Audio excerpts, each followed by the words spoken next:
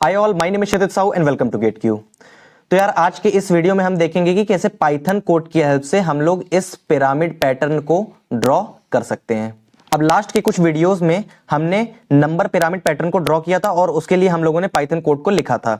अब इस बार भी हम लोग नंबर पिरामिड पैटर्न को ड्रॉ करेंगे और जो पाइथन कोड हम लोग ऑलरेडी लिख चुके हैं हम लोग उसी पाइथन कोड को थोड़ा सा मॉडिफाई कर देंगे इसी पैटर्न के लिए। अब यहां पे सबसे पहले हमें ऑब्जर्व करना है कि यहां पे कितने रोज और कितने कॉलम्स प्रेजेंट हैं। ठीक है, यहां पे रो 1 2 3 4 5 6, यहां पे 6 रोज प्रेजेंट हैं और रोज को एक्सेस करने के लिए मैं एक वेरिएबल लूंगा आई। तो यहां पे मैं सबसे पहले लिख दूंगा फॉर आई इन रेंज। आई की वैल्यू कहां से कहां तक जाएगी, 0 से 5 यानी कि रेंज 6। अब कॉलम्स को एक्सेस करने के लिए मैं एक वेरिएबल यूज करूंगा जे। तो इसी फॉर लूप के अंदर एक फॉर लूप और आ जाएगा फॉर जे इन रेंज।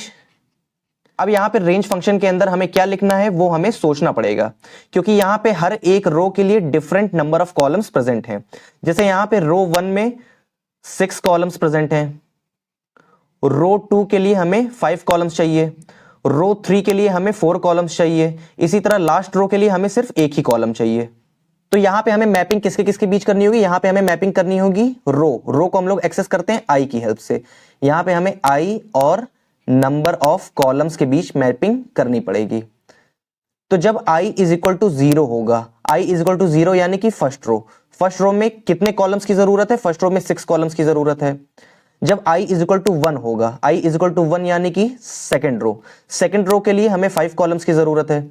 इसी तरह i इज इक्वल टू 2 के लिए हमें 4 कॉलम्स की जरूरत है। i इज इक्वल टू 3 के लिए हमें 3 कॉलम्स की जरूरत है। i इज इक्वल टू 4 के लिए हमें 2 कॉलम्स की जरूरत है और i इज इक्वल टू 5 के लिए हमें सिर्फ एक ही कॉलम की जरूरत है। ठीक है, तो हमें मैपिंग करनी है i और नंबर ऑफ कॉलम्स के बीच। हमें 0 से 6 चाहिए, हमें 1 से 5 चाहिए, हमें 2 से 4 चाहिए, 3 से 3 चाहिए, 4 से 2 चाहिए और 5 से 1 चाहिए। ठीक है, तो अगर हम लोग ऑब्जर्व करें तो i और नंबर ऑफ कॉलम, ठीक है, इन दोनों का सम हमेशा क्या है, इन दोनों का सम हमेशा 6 है।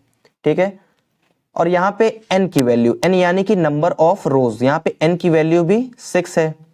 तो अगर हम लोग यहां पे n माइनस आई लिख देंगे तो क्या हो जाएगा, i इज इक्वल टू 0 के लिए n माइनस आई की वैल्यू हो जाएगी 6, i इज इक्वल टू 1 के लिए n माइनस आई की वैल्यू हो जाएगी 5, इसी तरह i इज इक्वल टू 2 के लिए n माइनस आई की वैल्यू हो जाएगी 4, i इज इक्वल टू 3 के लिए ये वैल्यू हो जाएगी 3, i इज इक्वल टू 4 के लिए ये वैल्यू हो जाएगी 2 और i इज इक्वल टू 5 के लिए n माइनस आई हो जाएगा 1। ठीक है, तो यहां पे इनर फॉर लूप में जो रेंज फंक्शन है उसमें हम लोग लिख देंगे n माइनस आई।